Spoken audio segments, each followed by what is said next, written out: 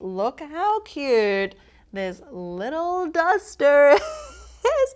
It looks like a sushi, but my finger's almost too fat to fit in here, but it's fine. Hi guys, welcome back to another episode on Beauty Within. It's your greasy girl, Fel. And today we thought we'd do a topic that no matter whether you're beginning with skincare, whether you're intermediate or a seasoned veteran, we all can relate to, because it has to do with where we spend our money in our skincare routine. And I think with like all the brands and all the products out there, obviously it gets so confusing, like which part of the routine is actually worth our money. So today I kind of want to break it all down, just kind of reflecting back on our 5-6 years skincare journey, as well as all the people that we've interviewed, you know, industry experts, formulators, and just people who know their stuff, and hearing all their tips about formulations and is it worth our precious monies, because we do know that is a limited resource, much like time itself, the essence of time. And obviously, disclaimer, where we choose to spend our money is highly personal, and yeah, just take it as you will. Definitely not here to tell you guys how to spend your hard-earned money, because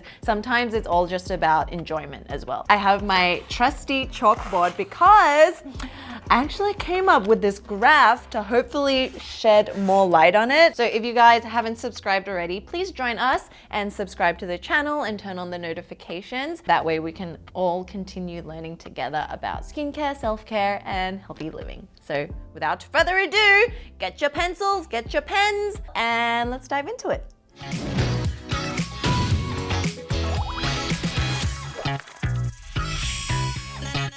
Alrighty, so to start and to structure this video, we're gonna go through the fundamentals and the basics of a skincare routine. So what is that? I'm gonna talk about cleanser, toner, serum, moisturizer, and sunscreen. So 5 steps, and break down which one of these I believe are worth splurging, maybe, or you really wanna save on. So to illustrate it, I'm gonna draw a graph for you guys, okay? Fel teacher, let's just put this here. So on the y-axis, so on the y-axis, oh, that sound. So we have the y-axis. On the y-axis,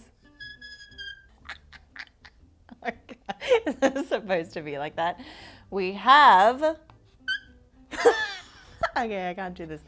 Price. So this is like, I'm so sorry.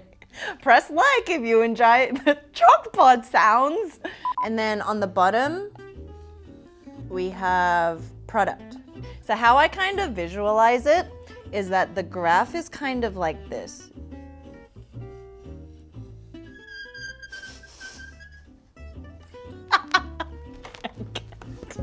So this is your cleanser, this is your toner, this is the serum kind of like treatment, and this is moisturizer and sunscreen. And then so this is the price, right? It goes from like affordable to kind of high end. Across here, I feel like there's this imaginary line, which is affordability. And I feel like this pink line is K-beauty. Basically, it's because I think K-beauty is quite affordable and it runs across the different stages, which makes it kind of hard to explain why maybe a serum is more worthy of splurging when there are K-beauty alternatives that make it so affordable, right? So we're gonna get into that, but this is kind of like my graph to kind of set the tone. So according to this graph, the cleanser kind of lies in this area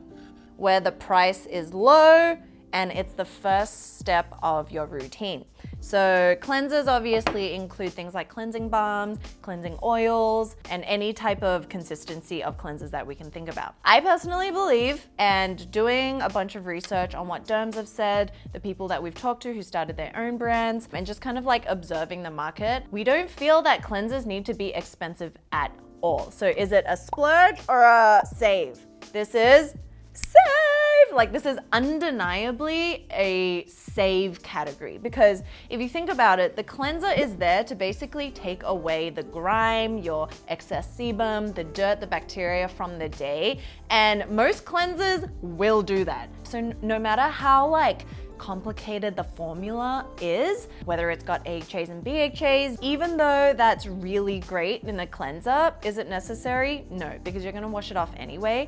And if you really want to kind of take away dead skin buildup, if you want to take away excess kind of maybe bacteria that's trapped in the pore, the topicals, which means, you know, you're applying it topically after the cleansing stage, is going to be able to do a much better job at doing that because it is a leave-on formula. So for example, my holy grail cleansing balm is the Then I Met You Living Cleansing Balm, right? It's this beautiful sorbet texture. It doesn't leave my skin feeling oily, but it is quite expensive. So I enjoy that.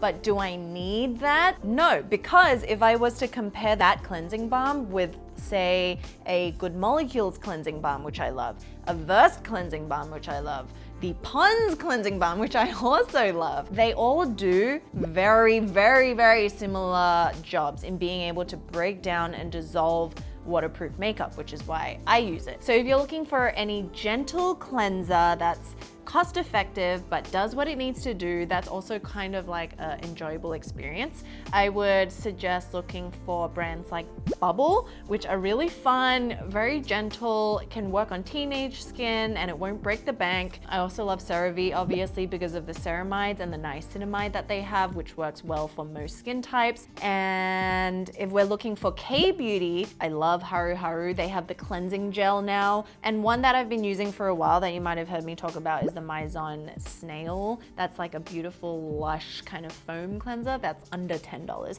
Toner, step 2. Let's bring that real close to the mic. Toners, as we've mentioned before in all our videos, is not an essential step of the skincare routine, but depending on what skin type you have and just your personal preference, it could be an essential for some people. And for Ro and I, it's an essential. So without being too biased, we're still gonna look at it rationally and practically. So is this a category to splurge or save? I don't know, I haven't decided yet.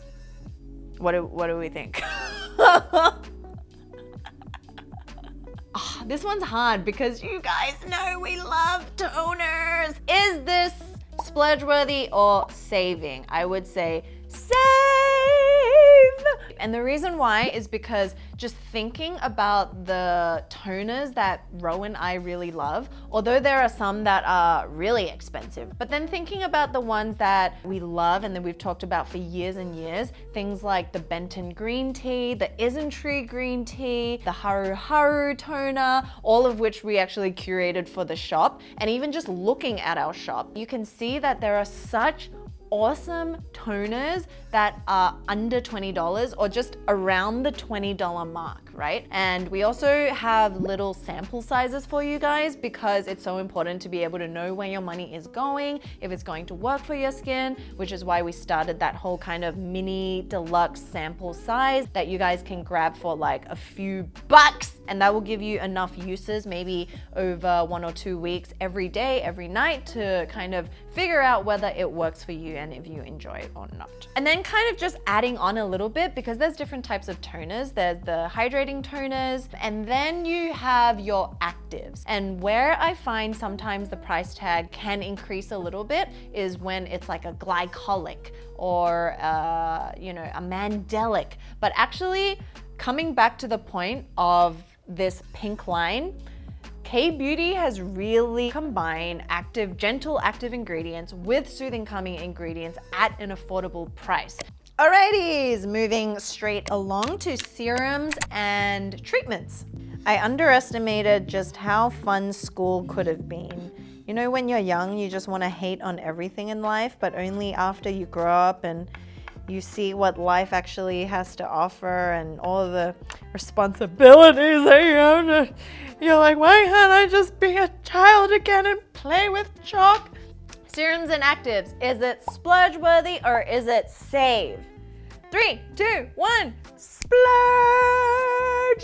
Okay, so finally we come into a category that's worth the splurge. So serums and actives, it is a topical, so it's going to stay on your skin. And what's important about serums and things like treatments is it's used as a booster step within your routine to really hone in, focus on, and target on a specific skin condition or a skin kind of problem that you really want to fix. So for example, that could be acne, scarring, and hyperpigmentation. It could be flare-ups, rosacea, or it could be just bumps and whiteheads and blackheads. The serums are highly potent. So you can just think of them as like dense versions of toners. Toners are more diluted, like they're much more easier to use. It's not as highly concentrated, whereas actives, it's like a vial of just potent energy.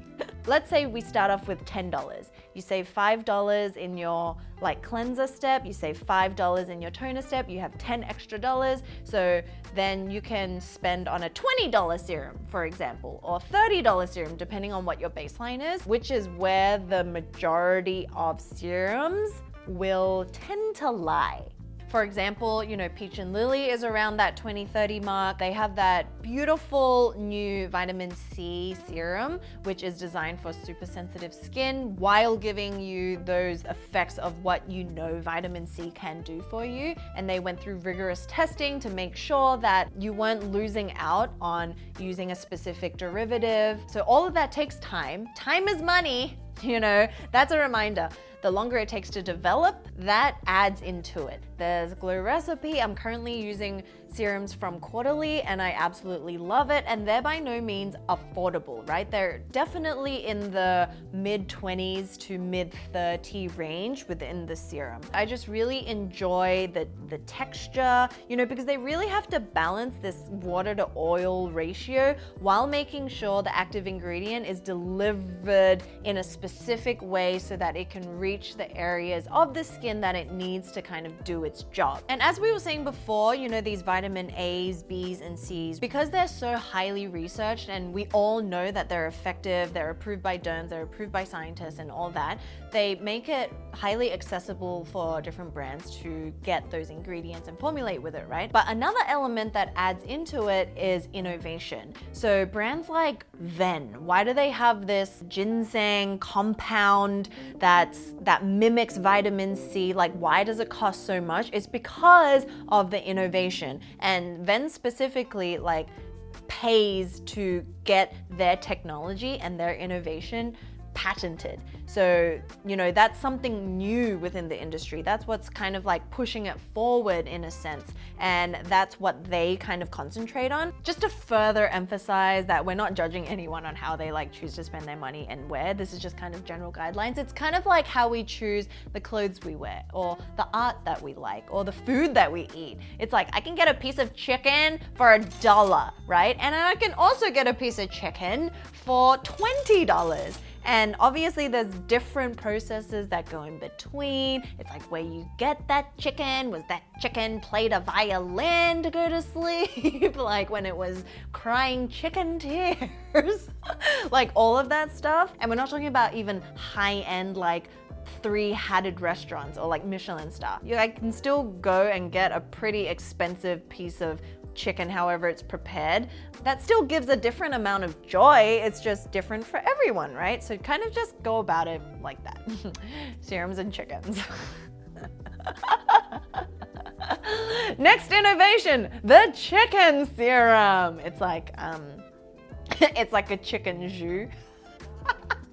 And once again, bring it back to the usability. So serums, for me, I use it until that skin condition or whatever I'm using it for has started to fade away, and then I'll stop using it. So it kind of rolls in and rolls out of my routine. I don't use it all the time. Just know how you use it in your routine, and that can also help you decide how much money you spend on it. Now, moving on. So we have moisturizer.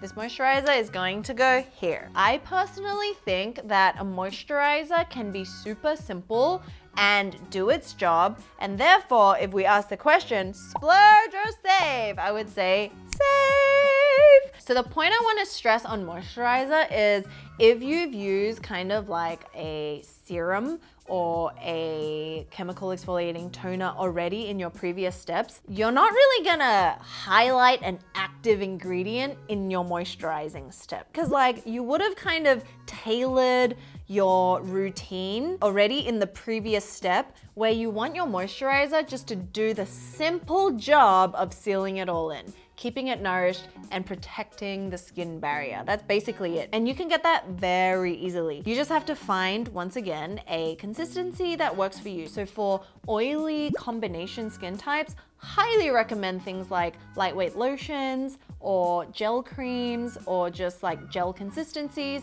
that are a little bit transparent. And when you put it on, it kind of just absorbs really quickly into the skin. And then if you have dry skin, you're obviously gonna look for something that's a little richer. Maybe it's got some shea butters, it's got some more oils formulated in there, none of which should cost that much to formulate with, I believe. For example, I don't necessarily see that many serums in the drugstore, but I see a lot of cleansers and a lot of moisturizers in the drugstore. And that's kind of where I would say you can really trust in, actually, because once again, CeraVe has great moisturizers that work. Bliss is also sold at Target, super affordable, and they do the job. But of course, you'll get like your Sunday Rileys or your even Fresh that have quite expensive price tags when they come to their moisturizers. I do enjoy Fresh, it's one of my favorite brands, but I'm not going to necessarily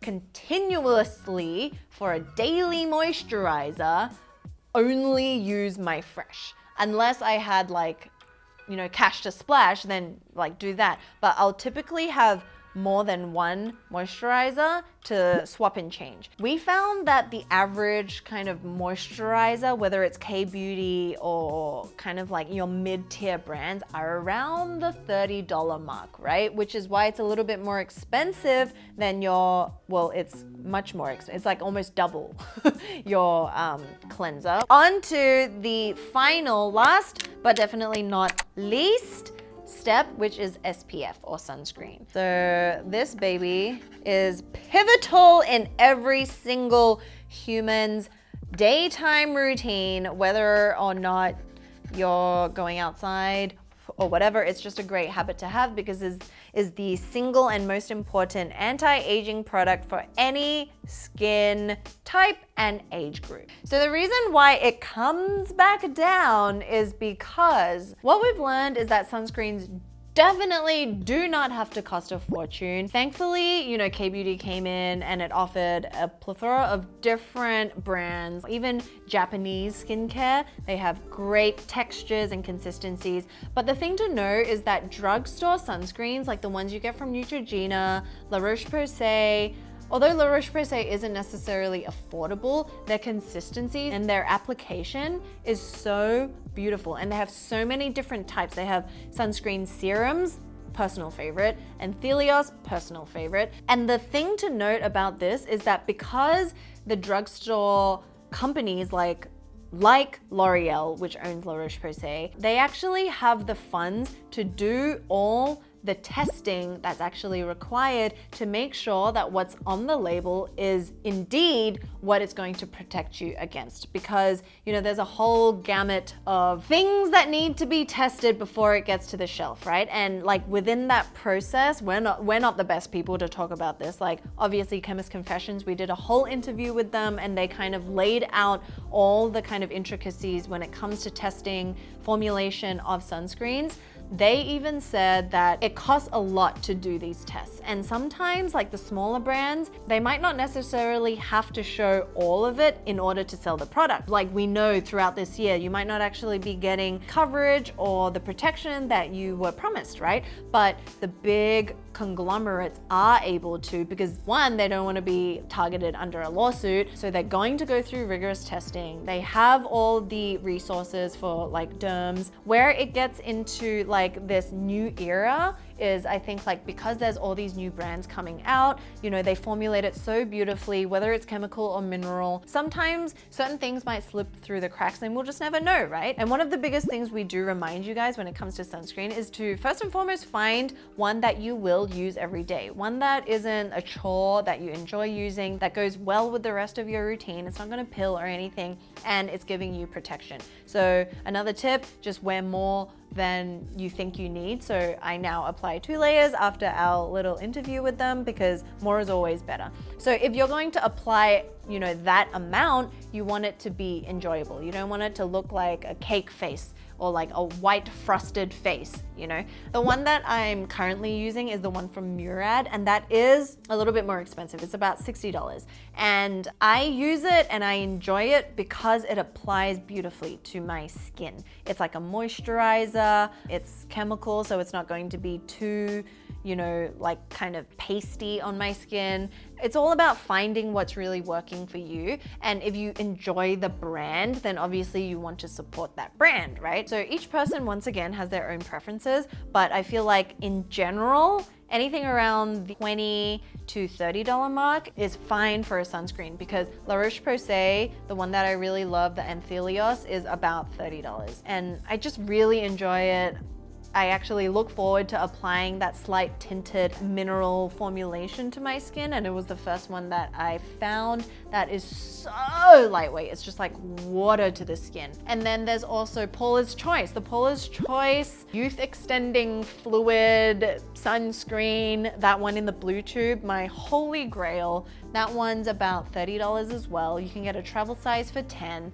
So guys, that concludes our is it worth it saving and splurging kind of video. I hope this helps. I hope my kind of dodgy graph also helps. I'm glad that it kind of worked, but just remember, don't take anything as obviously like Bible. I'm not trying to preach this is how you should spend your money. I think we all have personal preferences and we all like different things. We all have different skin, so it's completely fine. I just like for those who are wondering, it's like a good starting point or just way to approach skincare. Hopefully this helps. Or if you want to discuss certain things that we talked about, please leave it in the comments below. I think it would be a really great conversation to kind of start with you guys as well, like what your thoughts are on this. And in the next video, we're thinking of doing facial oils, face masks, or face kind of like, yeah, treatment masks, eye creams,